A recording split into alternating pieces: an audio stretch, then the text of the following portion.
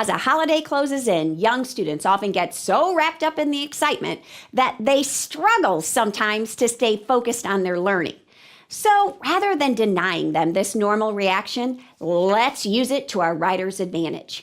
I want to share 4 favorite ideas for motivating young students to write even more in these weeks leading up to Christmas. For the PK or kindergarten student who's still at the labeling stage, they could draw and label Santa, or they could paint and label Santa. That's what kindergarten teacher Maria Bachichin did. She had her students use what they know about drawing, but instead of crayons, they used paints. They drew Santa one day and labeled him on another.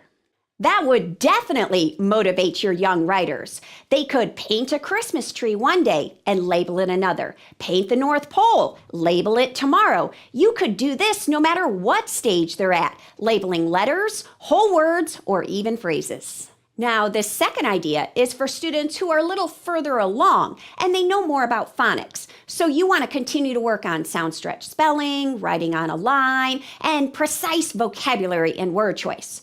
Well, have them make lists, Christmas-based or holiday-based lists. Using a kid-friendly photo as inspiration, have students simply write on a line making a list of everything they see in the scene.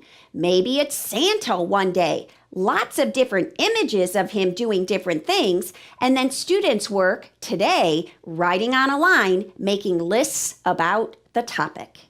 Now, if at this point in the year your students are already writing single sentences, then this third idea might be just what you're looking for. Again, it comes from kindergarten teacher Maria Bachichin. She brought in a toy elf named Twinkle, and she set it right in front of her students. And they naturally had lots of questions. What is that? What's its name? Whose is that? How old is it? But rather than answering their numerous questions, Maria simply said, let's write these down.